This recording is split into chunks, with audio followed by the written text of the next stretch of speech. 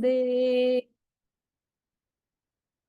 ओम नमो भगवते वासुदेवाय। ओम नमो भगवते वासुदेवाय। नारायणं नमस्कृत्यं नरं चैव नरोत्तमं देवीं सरस्वतीं व्यासं ततो जयमुदीरये। नष्टप्रायेषु अभद्रेषु नित्यं भागवत सेवया भगवती उत्तम श्लोके भक्तिर्भवती नैष्टिकी। कृष्णाय वासुदेवाय देवकी नंदनाय च नंदगोपकुमाराय गोविन्दाय नमो नमः। ॐ अज्ञानतिमिरन्धस्य ज्ञानञ्जनशलाकया चक्षुरुन्मिलितं येन तस्मै श्रीगुरुवे नमः। श्रीचैतन्यमनोभीष्टं स्थापितं येन भूतले स्वयं रूपा कदा मह्यं ददाति स्वपदान्तिकं।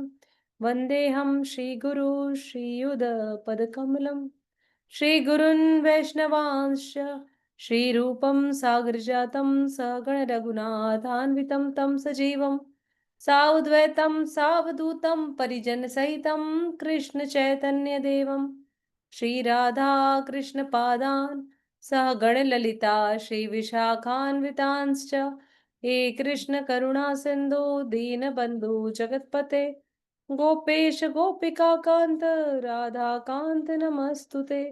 तप्त कांचन गौरांगी राधे वृंदावनेश्वरी वृषभानुसुते देवी प्रणमामि हरिप्रिये। जय श्री कृष्ण चैतन्य प्रभु नित्यानंद श्री अद्वैत गदाधर शिवासादि गौर भक्त वृंद। हरे कृष्णा कृष्णा कृष्णा हरे हरे हरे राम राम राम हरे हरे। नमो विष्णुपादाय कृष्णपृष्ठाय भूतले श्रीमते भक्तिवेदांत स्वामिनिति नामने। नमस्ते सरस्वती देवी गौरवाणी प्रचारिणे निर्विशेष शून्यवादी पाश्चात्य देश तारिणे। नीलाचल निवासाय नित्याय परमात्मने बलभद्र सुभद्राभ्यां जगन्नाथाय ते नमः। अनंत कोटि वैष्णव वृंद की जय। श्री जगन्नाथ पुरी धाम की जय। पुरुषोत्तम क्षेत्र धाम की जय। श्री जगन्नाथ बलदेव सुभद्रा महारानी प्रभु सुदर्शन की जय। परम पूज्य गुरुदेव भक्ति स्वामी गुरु महाराज की जय। जगत गुरु श्री प्रभुपाद की जय। निताई निताई गौर प्रेमानंदे हरि हरि बोल। सभी का स्वागत है, सभी का वंदन है, सभी का अभिनंदन है, सभी के चरणों में कोटि कोटि प्रणाम है।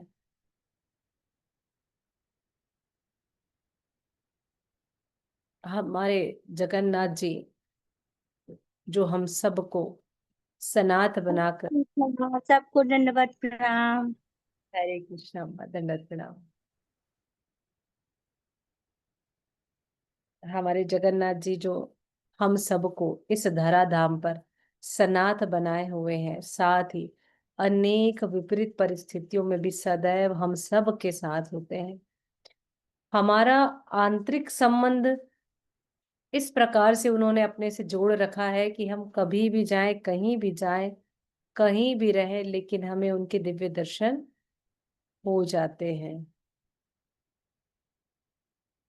जगन्नाथ जी की अर्चन पूजन करने की ऐसे तो कोई विशेष पद्धति नहीं है, लेकिन फिर भी हर व्यक्ति हर भाव से वहां पर विशेष तौर पर भगवान की सेवा अर्चना करता है। और जब उनकी सेवा अर्चना वह करता है तो उसे लगता है कि केवल और केवल जगन्नाथ जी मेरे हैं और मैं ही केवल जगत के नाथ का हूँ। इसलिए हमारे जगन्नाथ जी अनेक नामों से भी जाने जाते हैं। उनकी आरती करने की, उनकी सेवा करने की, उनकी अर्चन करने की अनेक पद्धतियां हैं, लेकिन कुछ श्लोक कुछ अर्थ, कुछ आरतियां, या हम ये कहें कुछ स्तुतियां जो केवल जगन्नाथ जी के लिए हैं, उनको करने से भी हमारे जगन्नाथ जी अति प्रसन्न हो जाते हैं। चतुर्भुज जगन्नाथ कंठशोभित कौस्तुभ पद्मनाभ वेद गर्भस्य चंद्र सूर्य बिलोचना जगन्नाथ लोकनाथ नीलाद्रिसो परो हरि दीनबंधु दया सिंधु कृपालु च रक्षक।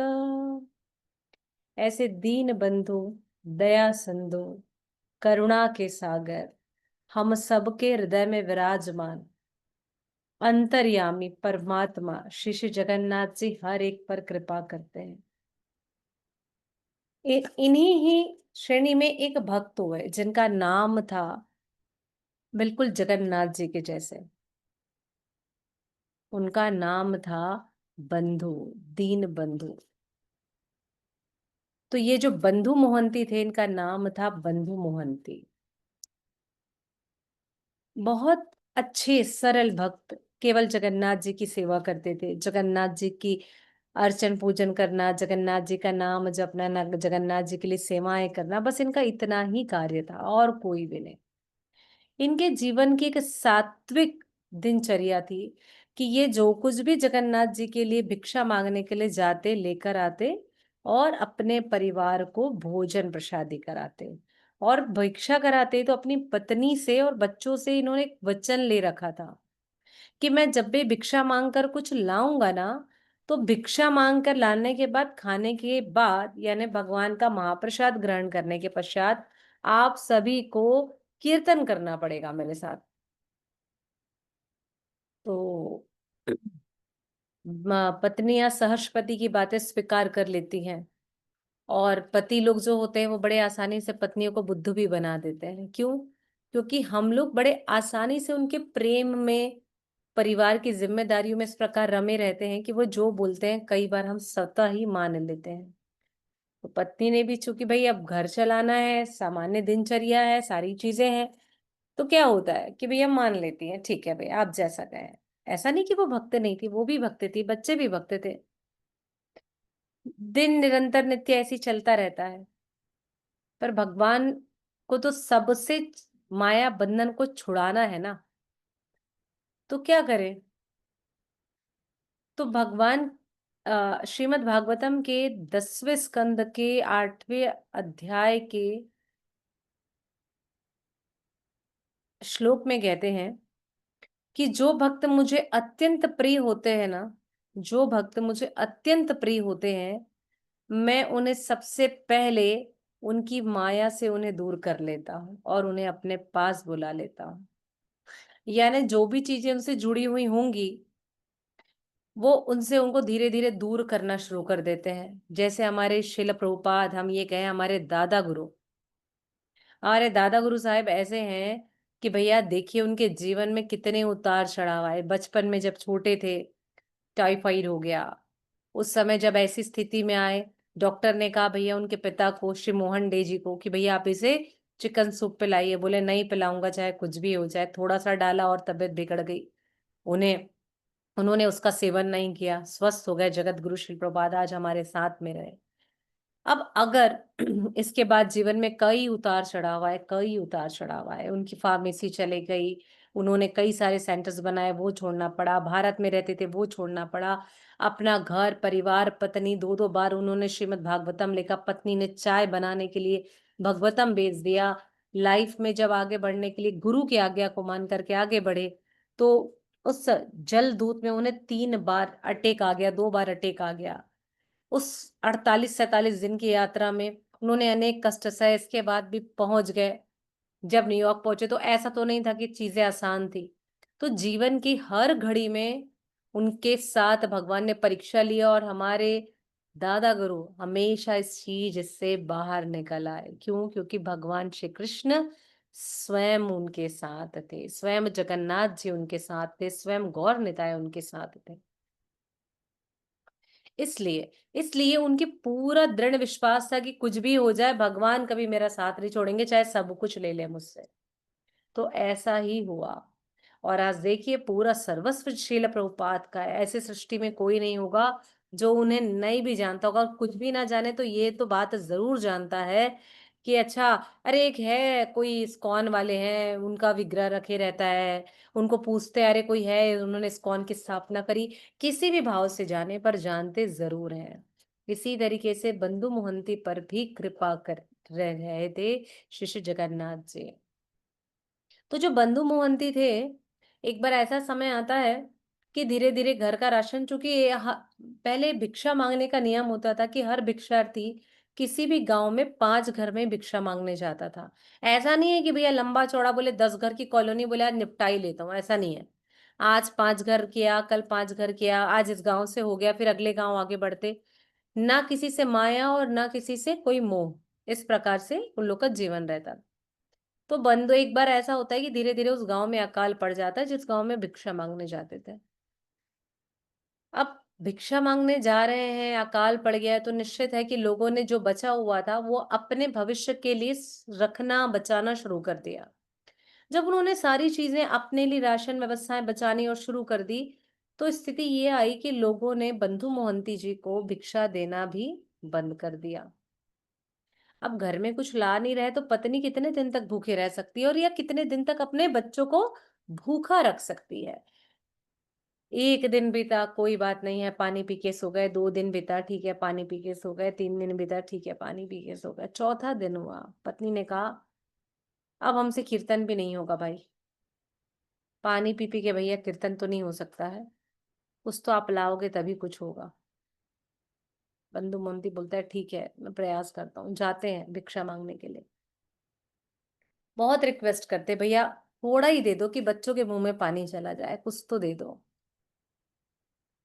लेकिन जब कोविड आया ना हमारे यहाँ, एक बड़ी महामारी आई, तो उस बड़ी महामारी में क्या हुआ है, अड़ोसी पड़ोसी भी लोगों को नहीं देखना चाहता था। अरे 4 टमाटर जो 1000 रुपए 500 रुपए किलो में आ गए थे, लोग बोलते थे भैया हम तेरे को क्यों देंगे, हमारा 50 रुपए का 1 टमाटर है। हाँ ऐसी भी स्थितियां थी, हम क्यों आपको ये करेंगे, क्यों। व्यक्ति मदद ही नहीं करना चाहता, तो लगता है जो बच जाए भैया ये मेरा अपना है।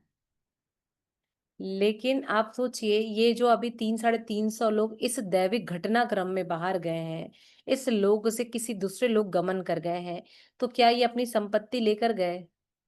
संपत्ति तो सबकी यहीं रह गई। किसी का 700-800 ग्राम सोना था, जो सोना मिला क्या वो लेकर गया? किसी के नोट के बंडल्स मिले जो आधे जल गए, तो क्या कोई लेकर गया? बिल्कुल भी नहीं ना। महामारी में कोई अपने साथ अपनी धन संपत्ति लेकर गया क्या? कोई भी नहीं ना। उसी तरीके से उस समय भी सब लोग अपने भविष्य के लिए बचाने को लगे थे, लेकिन कोई भी थोड़ी भी भिक्षा देने को तैयार नहीं था बंधु मोहंती जी को। बंधु मोहंती जी बड़े आराम से दुखी मन से घर आए। क्यों?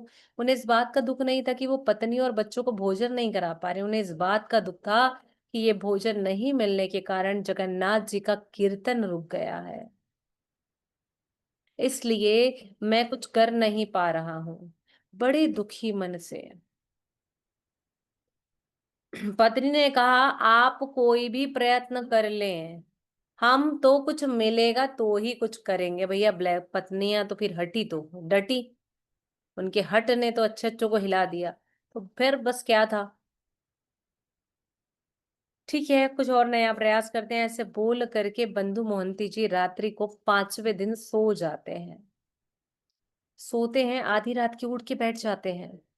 जैसे ही आधी रात के उठ करके बैठते हैं और अपनी पत्नी को हिलाते हैं, बोलते उठो तो सुनो तो, तुम्हें पता है मेरा एक बहुत अच्छा मित्र है जिसका नाम बिल्कुल मेरे से मिलता जुलता है। अच्छा, ऐसा कौन है? अरे एक मित्र है, मैंने तुम्हें कभी बताया ही नहीं। बोले उसका नाम दीन बंधु है, जैसे मेरा नाम है ना बंधु मोहंती, वैसे उसका भी नाम दीन बंधु है। बोले अच्छा, बोले हाँ। बोले पर ना यहाँ से थोड़ा दूर रहता है। ओ कहाँ रहते? बोले कोई नहीं, बस थोड़ा सा दूर है, हमको जाने आने में 5 दिन का समय तो लग जाएगा लगभग, क्योंकि पहले ना गाड़ी ना मोटर ना प्लेन ना बैलगाड़ी कुछ नहीं। जो गाड़ियां रथ गाड़ियां होती थी राजाओं की होती थी, बाकी सब तो पैदल यात्रा करते थे। तो बोले अपन चले चलते हैं। अब बोले तो क्या होगा वहां जाकर? अरे मेरा दोस्त जो है दीन बंधु, अरे क्या बताएं, अरे राजा जैसा है। हम वहां जाएंगे ना, वो मेरे को बड़े अच्छे से जानता है, बहुत खिलाएगा। कपड़े भी देगा, सोने के लिए भी देगा, घर में भी रखेगा अपने। अच्छा, अरे खाने को देगा कि नहीं देगा ये बताओ सबसे पहले। अरे खिलाएगा खिलाएगा, तुम चिंता मत करो। ठीक है। अब पत्नी खुश, तो आधी रात के ही उनकी पत्नी ने अपने बच्चों को उठाया। सो रहे थे, तीनों बच्चों को उठा करके तीनों पांचों जन निकल पड़ते हैं जगन्नाथपुरी धाम की ओर। जब जगन्नाथपुरी धाम की ओर निकल चलते हैं, धीरे धीरे पहुंचते हैं, कहीं पानी पीते हैं, कहीं रुकते हैं, कहीं आगे बढ़ते हैं। तो ना बीच बीच में वो अपनी पत्नी से, बच्चों से निवेदन करते चलते थे, थोड़ा कीर्तन कर ले क्या, थक गए हैं यहाँ बैठेंगे। कभी तो पत्नी मान जाती, हाँ कर लेते हैं, अब तो खाना मिलने ही वाला है, अरे अब तो भोजन मिलने ही वाला है, कर लेते हैं कीर्तन थोड़ा। लेकिन कभी कभी हट, अरे भैया नहीं होगा, भूखे पेट तो कीर्तन नहीं होना ना, नहीं नहीं नहीं नहीं, आज नहीं करेंगे, आज नहीं करेंगे। ऐसे करते करते करते 4.5 दिन की यात्रा करके वे लोग श्री श्री धाम पहुंचते हैं। अब जैसे श्री धाम पहुंचते हैं तो दिखाता है बंधुमती, देखो तो मेरे दोस्त का घर है, दीन बंधु का घर है ये। अच्छा, क्योंकि उनकी पत्नी ने कभी जगन्नाथ जी के बारे में सुना नहीं था, वो जानती नहीं थी कि जगन्नाथ जी को ही दीन बंधु कहते हैं। तो बोलती है, अरे ये तो बहुत बड़ा घर है, बहुत बड़े घर में रहते क्या? बोले हाँ बहुत बड़ा घर है, चलो तुमको अंदर मिलाता हूँ।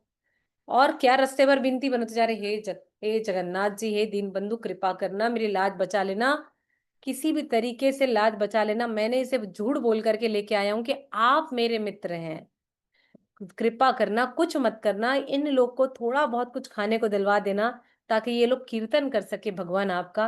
हे कृपालु, हे दयालु, हे दीन बंधु, कृपा बस इतनी करना। और बस अंदर से तो डर उसके भी, कि भैया मैं झूठ बोल के तो ले जाऊं, भगवान कुछ होगा कि नहीं, क्योंकि संशय तो हमें बना रहता है ना कभी। बस ऐसा ही था। और जब वो वहां पहुंचे तो बोलते चलो चलो अंदर दर्शन करने चलते हैं। तो वो ऐसा समय था कि उस समय उत्सवों की तैयारियां चल रही थी, तो भक्तों का मेला लगा हुआ था।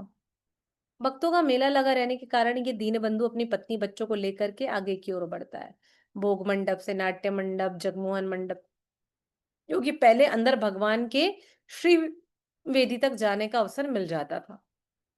तो जैसे ही वहां तक पहुंचते तो बोलते, अरे देखा, देखो तुमने, देखो मेरा दोस्त है, कितनी बड़ी बड़ी आंखों से मुझे देख रहा है। अब वो पत्नी को वो केवल दोस्त दिख रहे, भगवान नहीं दिख रहे। बोले हाँ ये तो बड़ी बड़ी आंखें, अरे देखा तुमने, ऐसे हाथ लंबा करके मुझे गले मिलने को बुला रहे हैं। हाँ ये भी सही बात है। तो बोले देखा तुमने कैसे मुझे गले लगाने को बुला रहे हैं, लेकिन ना अभी भीड़ बहुत है ना, बहुत देख रहे हो कितने सारे लोग आए हुए, उनकी मीटिंग वीटिंग चल रही, लगता है चलो हम यहीं से ना वापस चलते हैं, वो मुझे मीटिंग खत्म होगी तो बुला लेंगे। इष्ट गोष्ठी कर रहे हैं, अभी भक्त आए हुए हैं, इष्ट गोष्ठी हो रही है, और भी बड़े आदमी हैं, तो मीटिंग वीटिंग चलती रहती है। बोले हाँ ठीक बोल रहे, चलिए अपन बाहर चल के बैठते हैं। वापस उन लोग बाहर आते हैं, और बाहर में आकर के पुरद्वार के पास में, यानी सुबेदार के पास में वहां बैठ जाते हैं। तो बोलते हैं, अरे यहाँ बहुत देर हो गया है बैठे बैठे, एक काम करते। बोले इतना देर हो गया बैठे, हमारे को सुबह से शाम हो गई है, तुम्हारे दोस्त ने तो अब तक बुलाया ही नहीं, बड़ा कह रहे थे आप तो। बोले अरे नहीं नहीं, बुलाएंगे बुलाएंगे, तुम चिंता मत करो। अब यहाँ पर बंधु मोहंती, भगवान कृपा करना, भगवान लाज बचा लेना, भगवान आप कृपया करके इनको कुछ तो खिला देना, कुछ तो महाप्रसाद खिला देना, कुछ तो कृपा करना भगवान। ऐसा करके वो कहते हैं। बोलते एक काम करते, चलो थोड़ा ना आगे की ओर चलते हैं वहां से अपन। तो थोड़ा सा अपने मेरे दोस्त का घर है, बड़ा है, घूम भी लेते हैं, थोड़ा आनंद आ जाएगा। तब वो उनको संध्या होने से पहले पहले घुमाने की ओर लेकर के चलते। जो रसोशाला में ना जो भोजन बनता है ना, वहां से एक नाली बाहर की ओर आती है मेघदूत दीवार से होते हुई। वहां पर ना जो भात का पसिया होता है, पसिया भात का, जब भात बनाते चावल, तो उसको हमारे इधर ना पेच कहते हैं, तो वहां पर ना बैचा कहते हैं। तो बैचा नाला बह रहा होता है, जिसमें बह करके आता है। धीरे धीरे रात्रि होने लगती है, सारे किचन विचन साफ होता है। तो बोलते हैं, अरे कुछ तो भूख लग रही ना। बोले अरे तुम्हारा दोस्त तो कुछ खिलाए पर। बोले एक काम करते हैं ना, ये आ रहा है, ये भी तो उसी के मंदिर, उसी के ही घर का है, उसी की रसोशाला का। एक काम करते हैं, थोड़ा सा ये पानी वानी पी लेते हैं, बैचा को अच्छा लगेगा। तो पेच को वो एक टूटा सा बर्तन पात्र लेकर के आता है, जो वहीं पर रहता है, मिल जाता है उसे। और उसमें वो चारों पांचों बच्चे लोग और उसकी पत्नी मिलकर के उसे उस पेच को पी करके आराम करने चले जाते हैं, बिल्कुल उसी के ही पीछे में। बस अब फिर क्या था, पिए सो गए, अब सो गए, अब फिर ये अब ध्यान लग गया, जगन्नाथ हे दीन बंधु, हे कृपा सिंधु, हे चतुर्भुज, कृपा करना प्रभु, मेरी लाज बचा लेना, मेरी पत्नी के सामने मेरी नाक मत कटाना, हे भगवान मेरे बच्चों के सामने लाज, इनको थोड़ा बहुत कुछ तो खाने को भेज दो, कुछ तो कर दो, ये लोग कीर्तन कर सके। बस इतना कहना था। आप जैसे ही मंदिर का पट बंद, भगवान बड़ श्रृंगार के लिए रेडी हो गए हैं, सारे भक्तगण मंदिर से बाहर, श्री विग्रह श्री मंदिर बंद, सारा चीज बंद, जगन्नाथ जी अपने श्री वेदी से उठते हैं और सीधा भगते रसोशाला में। अब जिसने कभी जीवन में अपने पूरे ऐश्वर्य लीलाओं में कभी थाली ना लगाई हो, थाली ना उठाई हो, उसे कैसे पता कि कहाँ क्या होगा। और वो तो है जगत के नाथ। तो जगन्नाथ जी ने तो कभी पता नहीं रहता था कि कहाँ पर क्या रखा है, लक्ष्मी जी कहाँ क्या रखती हैं उस रसोशाला में, और बड़े तेजी से जाते हैं, वेदी से निकलते दौड़ते भागते रसोशाला में पहुंचते हैं, और वहां धड़ धड़ धड़ धड़ देखते कहीं से थाली खींच रहे हैं, सोने की थाली अपनी निकालते हैं, कहीं से कटोरी उठा रहे हैं, आप बड़ी थाली उनकी सोने की, और देख रहे हैं हंडी में क्या बचा है, तो रात्रि में भगवान के लिए भी भोग रख करके जाते हैं। अब उन्हें नहीं पता क्या कहाँ पर रखा हुआ है, कहीं मीठा लड्डू निकाल रहे हैं, कहीं पद्म चावल की खीर निकाल रहे हैं, कहीं पेड़े निकाल रहे हैं, कहीं नारियल के लड्डू डाल रहे हैं, कहीं साग डाल रहे हैं, बाड़ बड़, पूरा किचन अस्त व्यस्त। बलराम जी सोचते हैं आज क्या हो गया है इसको, जग्गू को इतना परेशान हो गए, इधर उधर किसके लिए दौड़ रहा है। अरे आप भैया, दाऊ भैया बैठिए, मैं आ रहा हूँ। और जगन्नाथ जी बिल्कुल तेजी से थाली लेते हुए सीधा पहुंच जाते बंधु मोहंती के पास। अब बंधु मोहंती अपने पत्नी और बच्चों के साथ सो रहा है वहां पर।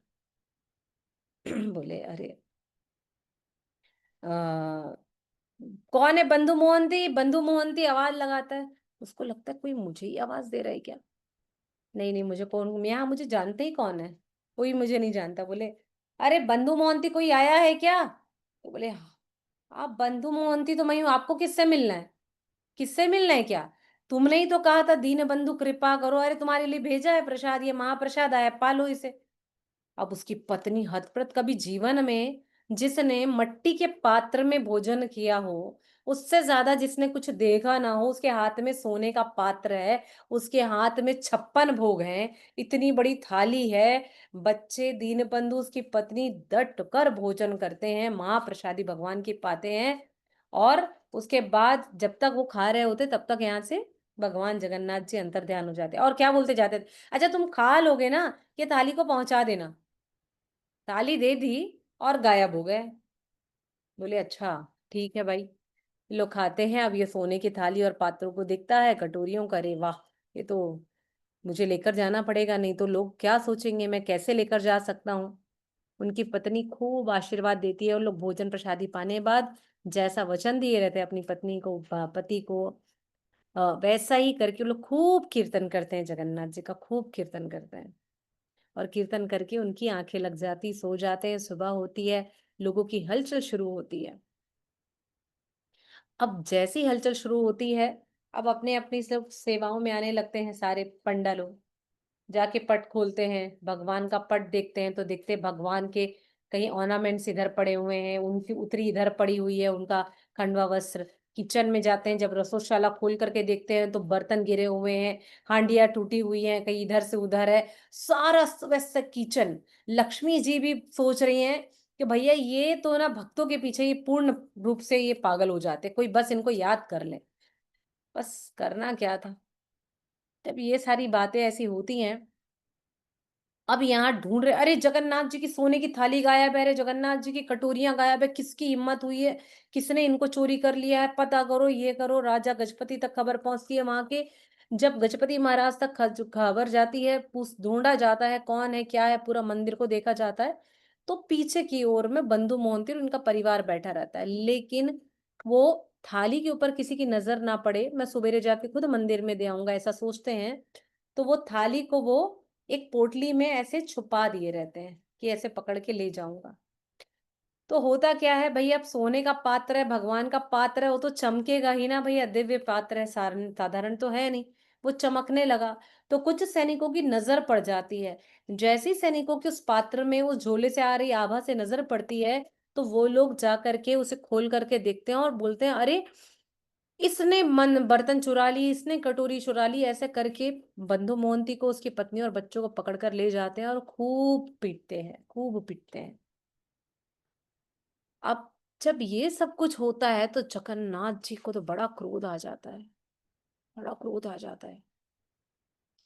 अब जगन्नाथ जी इधर ना प्रसाद पाए, अब यहाँ उनको भोग लगाया जा रहा है, सुबह के हो गए, भोग लग रहा है, जगन्नाथ जी को भोग लग रहा है, जगन्नाथ जी भोग ही ना पाए, प्रसादी ना ग्रहण करे। राजा तक खबर गई, भैया सुबह से 2 बार प्रसाद बन चुका है, जगन्नाथ जी आज, क्योंकि जगन्नाथ जी को भोग कैसा दिया जाता है, जो भोग मंडप होता है, उस भोग मंडप में कहाँ से दूर होता है, भगवान का श्री मंदिर, फिर जगमोहन मंडप, फिर नाट्य मंडप, उसके बाद आता है भोग मंडप। अब कितना दूर है यहां से यहां तक, इतना दूर है, बहुत दूर है, ठीक है।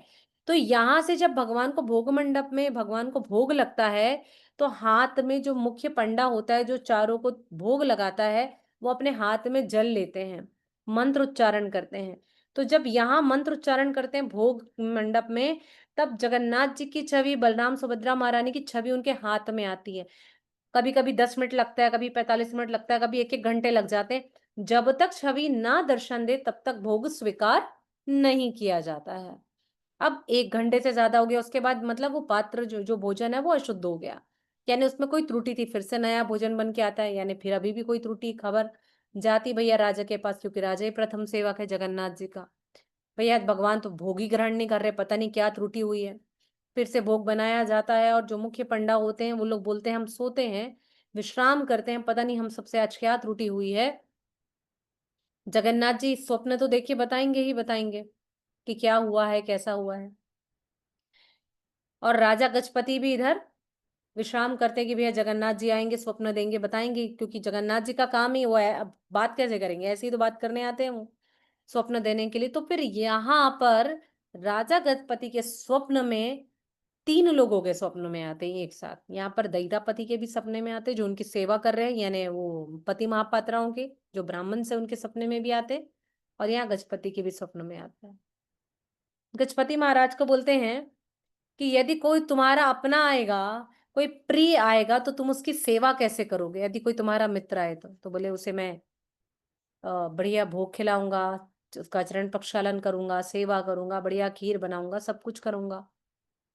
तो मेरा जब मित्र आया, मैंने उसकी सेवा करी, तो मैंने क्या गलत किया, जो तुम्हारे सैनिकों ने उसे उठाकर ले जाकर के उसके साथ ऐसा अनाचार किया, उसको पीटा। तुम अभी के अभी अपने सैनिकों को भेजो, और सैनिकों को भेज करके उसे छुड़वाओ, और आदर सत्कार के साथ उसको भोजन कराओ, और उसके परिवार की सेवा में लगवाओ, उसका परिवार अब यहाँ सेवा करेगा। ठीक। यहाँ वहां जो पांडा थे, जो भोजन कराते थे जगन्नाथ जी को, उनके स्वप्न में आए कि तुम्हारे ये क्या मंदिर का पट खुला था, बोले नहीं। क्या गर्भ भोग मंडप का पट खुला था, बोले नहीं। क्या श्री मंदिर का पट खुला था, बोले नहीं। जब कहीं का पट खुला नहीं है तो बंधु मोहंती अंदर कैसे आया होगा, थोड़ा विचार तो करना चाहिए।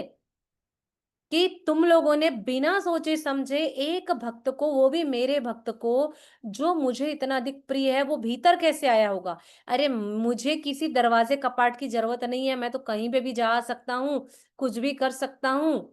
आप लोगों ने उसे चोट कैसे पहुंचाई, अभी के अभी जाइए, और मेरे इस मित्र को, बंधु मोहंती के वंशज, आज के बाद इस मंदिर में सेवा करेंगे।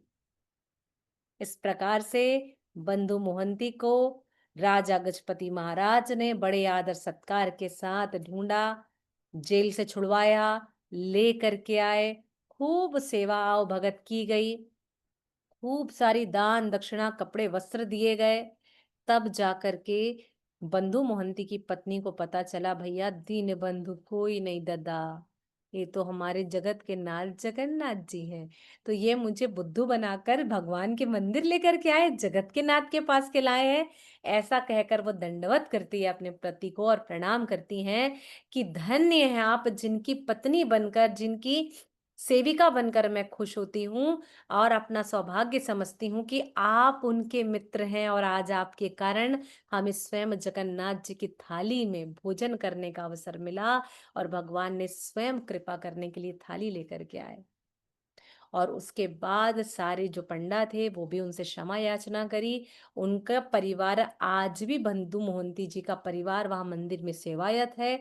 विशेष सेवाओं में, भोग सेवाओं में उनकी सेवा ली जाती है और मंदिर से मिलने वाली सेवा राशि से ही उनका परिवार आज भी चलता है। तो धन्य है ऐसे बंधु मोहंती जिन पर भगवान ने स्वयं साक्षात कृपा करी है, और ऐसे भक्त जो अपने प्रेम भाव से जिन्होंने भगवान को जीत लिया है। तो भगवान कौन है? भगवान है प्रेम के सागर, जिनको केवल प्रेम से जीता जा सकता है, प्रेम से पाया जा सकता है, और इनको पाने का कोई भी तरीका नहीं है। तो ऐसे हैं हमारे श्री श्री जगन्नाथ जी। कल हमारा एक छोटा सा प्रसंग और अधूरा रह गया था, अष्ट देवियों का मंदिर, है ना। तो कल हमने पंच शक्ति, पंच तीर्थ, पंच सखा यानी पंच महादेव के दर्शन किए, पंच हनुमान के दर्शन किए, पंच तीर्थों के दर्शन किए, और अब पारी आती है अष्ट सखी मंदिर, अष्ट देवियों के मंदिर। तो जो ये अष्ट देवियों का मंदिर है, जिनमें से तीन मंदिरों की चर्चा हम विशेष तौर पर कर चुके हैं। सबसे पहला स्वयं श्री लक्ष्मी जी का मंदिर, जो मंदिर प्रांगण में स्थित है और जो आज तक भगवान जगन्नाथ जी की सेवा में लगी हुई है और भगवान के लिए वही प्रसाद वहां पर बनाती हैं। तो पहला है माँ लक्ष्मी जी का मंदिर। दूसरा है मंगला माता का मंदिर। वही मंगला माता का मंदिर जो जगन्नाथ जी के दारू ब्रह्म को खोजने में सबसे पहली भूमिका निभाती हैं। तो हमने इनके बारे में भी बात करी थी, इनके बारे में विस्तृत चर्चा करी थी कि ये कहाँ पर है ना, कटकपुर के पास ये मंदिर है। तो वहां पर हमें जाकर के, जो लगभग यहाँ से 1.5-2 किलोमीटर दूर है, वहां पर ये मंगला देवी का मंदिर है। तो मंगला देवी का मंदिर जरूर दर्शन करने को जाना चाहिए। उसके बाद आता है तीसरा मंदिर, विमला देवी का मंदिर है। विमला देवी का जो मंदिर है, यह मंदिर स्वयं जगन्नाथ पुरी के प्रांगण में ही स्थित है और ये स्वयं श्री पार्वती माता जी का ही अवतार है। कहते हैं कि एक बार क्षीर सागर में भगवान प्रसाद पा रहे थे, लक्ष्मी जी ने उन्हें बड़ा भोग पवाया था। उसी समय नारद जी का वहां आगमन होता है। तो नारद जी जब देखते हैं तो भगवान से कहते हैं, भगवान क्या मुझे आपका थोड़ा प्रसादी उच्छिष्ट मिल सकता है क्या? तो भगवान कृपा करते हैं, भाई लक्ष्मी जी ने प्रसाद बनाया है, नारायण स्वयं पा रहे हैं, तो वो उन्हें प्रसाद देते हैं। तो वो प्रसाद खाते खाते नारायण नारायण करते, कौन है? नारद जी चुटकी लेने वालों में से हैं। पहुंच जाते हैं कैलाशपुरी धाम। तो पूछते हैं शिव जी कि भैया कहाँ पा रहे हो? तो बोले बस अभी अभी भगवान ने थोड़ा सा प्रसादी दिया था, लक्ष्मी जी ने बनाया था, बस उसे ही पा रहा हूँ। बोले अच्छा, तो तुम पा लियो और मेरे लिए? बोले ये थोड़ा ही बचा हाथ में, थोड़े ही 2 दाने बचे हुए हैं। बोले लाओ मैं इसे खा लेता हूँ। तो वह उसे पा लेते हैं। जैसे ही वो उसे पाते हैं, वैसे ही माता पार्वती आ जाती हैं। माता पार्वती बोलती, कैसे पति हैं आप? आपने मेरे हिस्से का या मेरी चिंता ही नहीं करी, आप नारायण का प्रसाद, नारायण का उच्चिष्ट आपने पा लिया, नारद जी ने पा लिया, और मेरे बारे में किसी ने सोचा ही नहीं। बड़ा दुखी होती हैं पार्वती मैया, क्योंकि ऐसी भगवत कृपा बार बार नहीं होती है। तब फिर स्वयं भगवान कहते हैं कि हे पार्वती, हे माता पार्वती, जब मैं कलयुग में आऊंगा, लॉर्ड जगन्नाथ जब इस कलयुग में आएंगे, तब क्या होगा कलयुग में? कलयुग में जब मैं आऊंगा तो मेरा महाभोग जब भोग मंडप से निकलेगा, मेरे प्रसाद पाने के बाद, यानी मेरे भोजन ग्रहण करने के बाद, तो सबसे पहले विमला देवी के मंदिर में जाएगा। विमला माता उसे ग्रहण करेंगी, और विमला माता जब उसे ग्रहण कर लेंगी, उसके बाद ये प्रसाद आगे आनंद बाजार में भक्तों के पास जाएगा। तो इस प्रकार से ये है विमला माता का मंदिर। तो कहते हैं ये जो विमला माता का मंदिर है, यह स्वयं जगन्नाथ जी की इच्छा शक्ति है और बलराम जी की यह क्रियात्मक शक्ति है, और इनके ही आधार पर यह मंदिर चलता है। और विमला माता वहां की सारी सेवाओं में भी पूरा हरे ध्यान। कृष्ण प्रभु जी।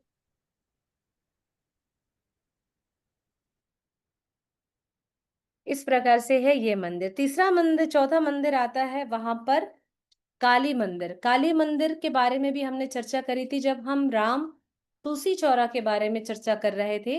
तो तुलसी चौरा के ही पास में है रामचंडी का मंदिर। तो ये रामचंडी जी का माता का मंदिर है, ये अष्ट देवियों के मंदिर में चौथे नंबर का मंदिर है। हमें वहां दर्शन करना चाहिए। जब वहां से हम अलारनाथ की ओर आगे बढ़ेंगे तो पड़ता है काली मंदिर, वहां दर्शन करना चाहिए। और फिर पांचवा मंदिर आता है स्वयं गुंडिचा माता का मंदिर। जब भगवान अपने नीलाचल धाम से सुंदराचल की ओर आगे बढ़ते हैं तो हमें गुंडिचा मंदिर जाकर के दर्शन करना चाहिए। ये मंदिर केवल इसी समय खुला होता है। तो अगर आप लोग इस समय जाएं, दर्शन करने का अवसर हो, क्योंकि भगवान जब अपने मौसी के घर, अपने माँ के घर पधारते हैं तो वह स्वयं एक नई अलौकिक अनुभूति का अवसर प्रदान होता है, दर्शन मिलता है। तो गुंडिचा मंदिर के दर्शन करना चाहिए। आगे में उसी ही मार्ग में पड़ता है माता भुवनेश्वरी का मंदिर, जो भुवनेश्वर के रोड में है। जब हम लिंगराज जी के दर्शन करने के लिए जाते हैं तो आप सभी को भुवनेश्वरी मंदिर का दर्शन करना चाहिए। तो इस प्रकार से ये अष्ट सखियां हैं, अष्ट देवियों का मंदिर है। इन अष्ट देवियों के मंदिर में हमें दर्शन करना चाहिए। तो हमारा जो कल का विषय था आज वो यहाँ पर पूर्ण होता है। पंचतीर्थ, पंचशक्ति, पंचसखा, पंच हनुमान और अष्ट देवियों का मंदिर। तो ये है पुरी के विशेष धाम, जो जगन्नाथ जी के श्री मंदिर को दर्शन करने के पश्चात हमें इन सभी जगहों में दर्शन करने के साथ दर्शन करने भी जाना चाहिए। एक जगह का कहाँ चर्चा किया था हमने? अलारनाथ जी का। तो हमें अलारनाथ भी जाना है, जो जगन्नाथपुरी से यानी श्री मंदिर से 16 से 17 किलोमीटर की दूरी पर है। ठीक है, तो आइए हम अगली कथा की ओर बढ़ते हैं। हरे कृष्णा प्रभु जी। प्रभु जी, मैं चाहूंगी अगर आप आए हैं तो आप कोई जगन्नाथ जी की लीला आप सुनाए। नहीं नहीं माता जी, मैं सुनने आया हूँ, प्लीज हरे सुनाइए। कृष्ण प्रभु जी। हरे कृष्ण। प्लीज सुनाइए, बहुत अच्छा आप कथा सुना रहे हैं। प्लीज, मैं भी जगन्नाथ जी की कथा ही सुनने आया हूँ। ऐसे ही कथाओं में चर्चा आती है कि मैं मैं नितांत बुद्धिहीन हूँ, नितांत माया से ग्रस्त हूँ। गुरु सामने हो तो उनके सामने बोलने के लिए जबान बड़ी लड़खड़ाती है। तो मेरे शिक्षा गुरु जो सामने में, जिन्होंने मुझे वाणी दी है, बोलने के लिए शब्द इकट्ठा नहीं हो पा रहे। आप अच्छे से कथा कीजिए, मैं हाँ, हूँ, सुनता हूँ। तो ऐसा ही एक अवसर आता है। नरवरपुर जिले राजस्थान में एक मैया हुई, जो कि बचपन से ही कृष्ण भक्त थी। कृष्ण भक्त इसलिए थी क्योंकि उनके माता, ये हेमा मैया।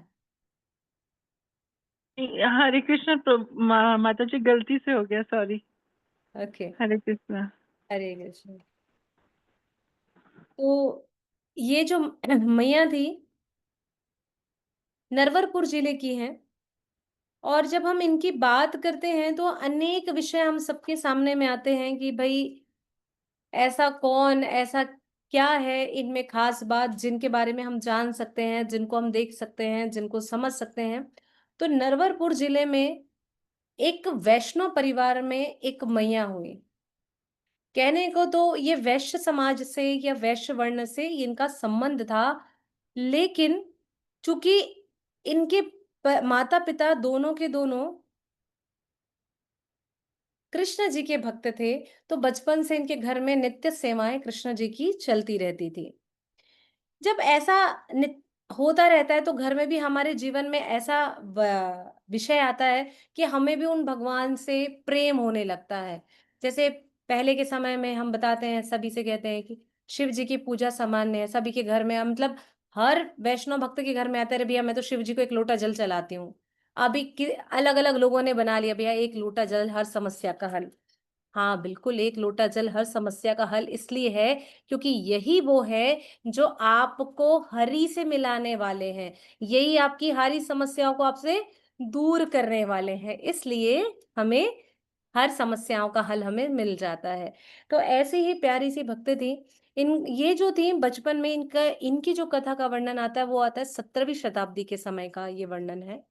और राजस्थान नरवरपुर जिला एक वैश्य वर्ण से संबंध रखने वाला इनका परिवार, अर्थात इनका कार्य क्या है, तेल बेचना या अन्य सामानों को बेचना, यही इनका जीवन शैली था।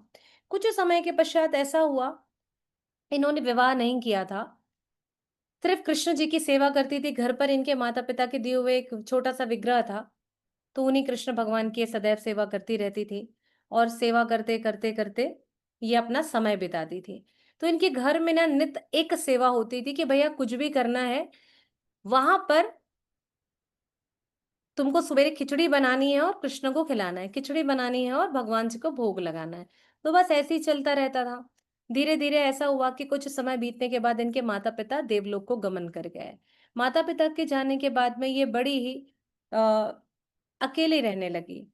अब इसके बाद इन्हें पता चला कि भाई इस कलयुग में भी एक धाम है।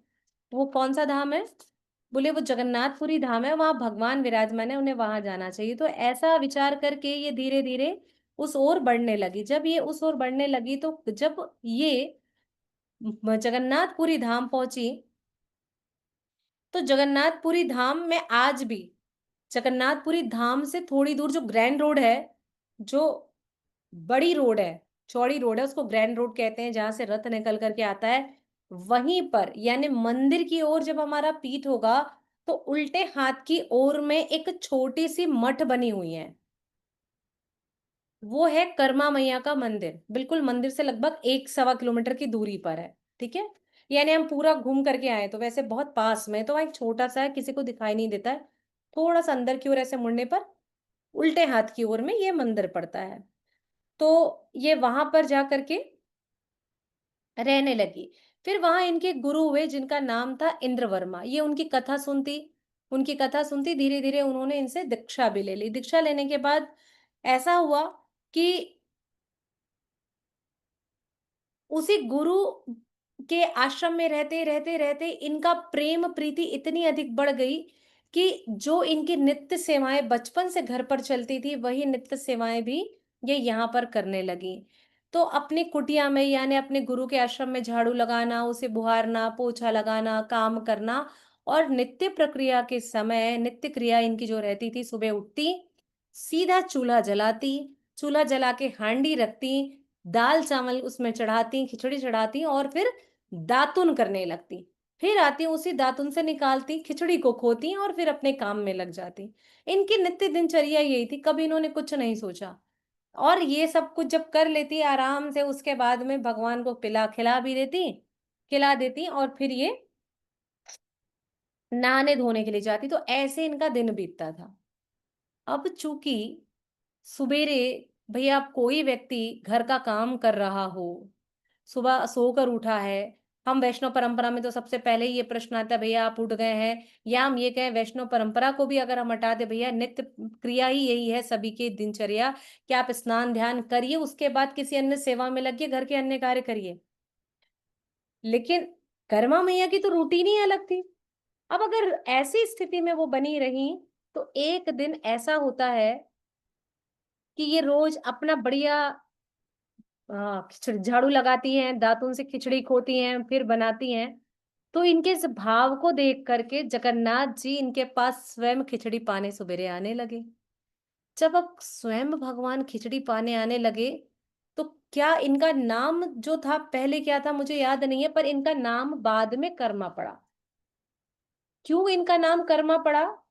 इनका नाम इसलिए धीरे धीरे इनका नाम करना पड़ा क्योंकि कर्मा कर्मा जल्दी कर्मा जगन्नाथ जी आते थे बिल्कुल ब्रह्म मुहूर्त के समय, जैसे ही उठती खिचड़ी चढ़ाते और जगन्नाथ जी अपने ऑल्टर से दौड़ते हुए आते थे, श्री विग्रह से सीधा हम पहुंच रहे कर्मा मैया की कुटिया में, और आकर के जल्दी कर्मा भूख लगी है बोलते।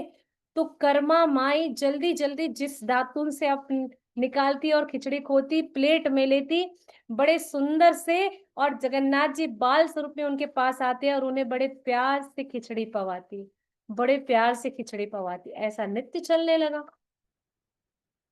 अब ये तो रोज रोज की कहानी हो गई। रोज रोज की ऐसी कहानी हो गई। तो एक दिन ऐसा होता है कि ये झाड़ घर में बोहरन कर रही होती हैं, उसी समय एक संत का आगमन होता है। और जब संत आते हैं तो देखते हैं, भैया अब संत आए हैं तो संत जैसे ही संत आएंगे यानी आपको क्या देके जाएंगे, आपसे कुछ लेकर तो जाते नहीं है, हमेशा ज्ञान देकर जाते हैं। तो वो दिए, बोले मैया आप इतना सुंदर क्या करती हो? तो बोले खिचड़ी बनाती हूँ। बोले हाँ। तो बोले कौन पाता है? जगन्नाथ जी को पवाती हूँ रोज में। अच्छा, तो बिना नहाए धोए आप कैसे भोजन बनाती है? भगवान को कैसे मिलेगा ये?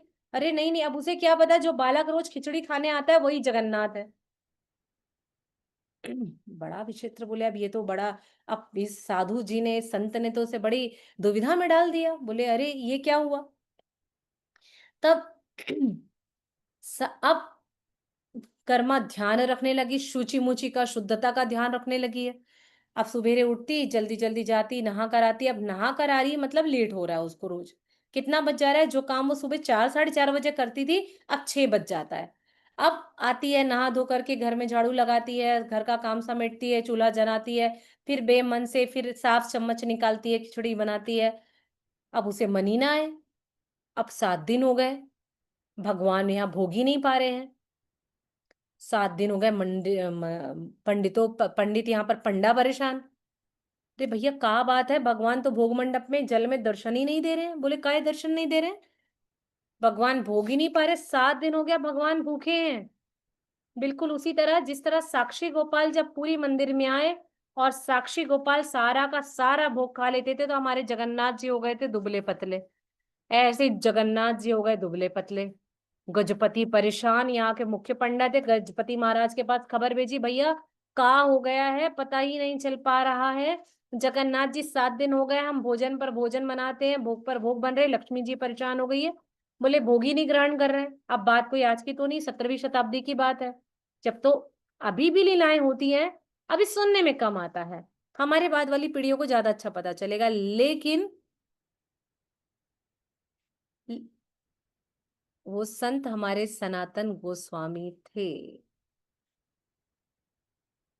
जब वो संत वहां पर आते हैं, वो बताते हैं कि भैया क्या हुआ है। तब गजपति महाराज को स्वप्न आता है कि भाई कर्मा मैया की खिचड़ी, जो मेरी कर्मा है, जो मुझे सुबह सुबह खिचड़ी पवाती थी, वो कर्मा के हाथ की खिचड़ी मैं खा ही नहीं पा रहा हूं। क्यों? क्योंकि सनातन गोस्वामी पाद जब कर्मा मैया से जाकर के मिले, तो उन्होंने ऐसी सूची मूची की, उन्हें ज्ञान बांट दिया कि बोले भैया कर्मा मैया तो किसी और दुनिया में ही खो गई। तो बोले जाकर बोलो वो वापस अपनी रूटीन में लगे। तब वहां के राजा ने जाकर के उन्हें ये कहा कि भैया आप जाइए और जा करके कर्मा से कहिए कि जैसे वो भोग बनाती थी, जैसे वो खिचड़ी बनाती थी, वह उसी प्रकार से बनाए। भगवान ने 7 दिनों से भोग ग्रहण नहीं किया है। जैसी कर्मा मैया को ये बात पता चली कि जगन्नाथ जी ने 7 दिनों से भोजन नहीं किया है, वो उसी ही प्रक्रिया में फिर से आई और बहुत खुश। अब माता कर्मा कि भैया मेरे पास मेरे जगन्नाथ जी आते हैं, जिनकी वो सेवा बचपन से करती हुई चली आ रही है। और उस गोस्वामी पाद ने भी उनसे कही आकर के ये बात, श्री सनातन गोस्वामी पाद ने, कि मैया आपको जैसी सेवा लगती वैसा करिए, भगवान जगन्नाथ जी के पास कोई यहाँ पर नियम नहीं चलेगा। ये भावग्राही हैं, ये प्रेम को पाने वाले हैं, करुणा निधान है, दीन बंधु हैं, और ये दीन वत्सल है, तो बस आप अपनी कृपा से शुरू हो जाइए। इस प्रकार से जब उन्होंने कहा, कर्मा मैया अपनी रूटीन में आई, फिर से खिचड़ी बनाया, अपनी दातुन से बढ़िया खोया, खोते खोते तो जिस दिन जगन्नाथ जी 8वें दिन जब भोग प्रसादी पाने के लिए, खिचड़ी पाने के लिए आते हैं, खिचड़ी इतनी गर्म रहती है, इतनी गर्म रहती है कि जगन्नाथ जी को खिलाते खिलाते उनके मुख में लग जाता है। और इसी से एक दिन पहले जब लीला होती है, तो बोले भगवान जाते कहाँ हैं पाने के लिए? तो भगवान उस दिन ऐसा होता है कि कर्मा मैया को खिचड़ी बनाने में थोड़ा लेट हो जाता है, तो भगवान यहाँ से खिचड़ी पाके जाए रहते हैं। तो पूरे उनके मुंह में ना खिचड़ी छबड़ाए रहती है। कोई मैया अपने बच्चों को खिलाती है तो कैसे उसका मुंह इधर उधर छबड़ा जाता है, बस ऐसे ही रहता है। तो जगन्नाथ जी के ऑल्टर में देखते रहे, इतना सुबह हमने तो भगवान को कुछ खिलाया नहीं है, तो खिलाता कौन है इनको? ये जब पता चली, ये बात वहां पता चली, तो ये बात तेजी से आग की तरह फैल गई कि एक ऐसी भक्त है कर्मा माई, जिसके पास आ करके भगवान स्वयं जगन्नाथ जी बैठते हैं, उनके हाथ की खिचड़ी पाते हैं, तब जल्दी कर्मा जल्दी कर्मा जल्दी कर्मा कहने के कारण कर्मा मैया का नाम हुआ कर्मा। इस प्रकार से ये वैश्य वर्ण की कर्मा माता जगन्नाथ जी को स्वयं पाई, और अंतिम समय में यही कर्मा माता जो है भगवत स्वयं जगन्नाथ जी में जाकर के लीन हो गई। इनका कोई शरीर अवशेष नहीं मिला है। साथ ही कहते हैं कि आज भी कर्मा मैया की उसी कुटिया से आज भी खिचड़ी बन करके जाती है, जो जगन्नाथ जी को वहां भोग लगाई जाती है। इस प्रकार से स्वयं जगन्नाथ जी ने गजपति महाराज को आदेश दिया कि जब तक कर्मा के हाथ की खिचड़ी मेरे पास नहीं आएगी, तब तक मैं कुछ भी स्वीकार नहीं करूंगा। तो धन्य है ऐसी कर्मा मैया, इसलिए कहते हैं जगन्नाथ के भात और जगत पसारे हाथ। तो ये जो जगन्नाथ जी के भात हैं, जिसको खाने खुद वो अपने भक्तों के पास दौड़ते हुए चले आते हैं, तो ऐसे भक्त वत्सल भगवान जो सदैव कृपालु हैं हम सब पर, तो हम भी इसी भाव से भगवान को प्रतिदिन भोग अर्पित करें, उनको सेवाएं अर्पित करें शुद्ध भाव के साथ में, कि भगवान आप भी कभी हम पर कृपा करेंगे और अपनी भक्ति से हमें सरोबार कर देंगे। जैसे बंधु मोहंती जी के जीवन का एक ही लक्ष्य था, क्या? कि सिर्फ जगन्नाथ जी का कीर्तन करना। कैसा कीर्तन करना है? जिससे वो झूम झूम करके केवल नाचते रहे। तो ऐसे दीन बंधु भगवान कीर्तन के माध्यम से हमारे जीवन में हरि नाम के माध्यम से प्रवेश करें भगवान, ताकि हमारा भी उद्धार करें। हरे कृष्णा कृष्णा कृष्णा हरे हरे, हरे राम राम राम हरे हरे। तो ऐसे जगन्नाथ जी को हम बार बार प्रणाम करते हैं, ऐसे भक्त बंधु मोहंती को प्रणाम करते हैं, ऐसी भक्तिन कर्मा मैया को प्रणाम करते हैं। चूंकि वैश्य वर्ण की थी, इसलिए आज भी कई सारी जगह उनका मंदिर बना हुआ है, जहां वो स्वयं जगन्नाथ जी को भोग भी पवाती हैं। तो इस प्रकार से वहां भोग लगने के बाद यदि आप लोगों को कर्मा मैया की खिचड़ी खानी हो, तो आपको सुबह ब्रह्म मुहूर्त यानी मंगल भोग जब लगता है, तब आपको उस समय जाना होगा। खिचड़ी वहां भोग लगती है और तत्क्षण सुबह 6 साढ़े 6 बजे वो आनंद बाजार में आ जाती है, और कर्मा मैया की खिचड़ी कभी भी बचती नहीं है।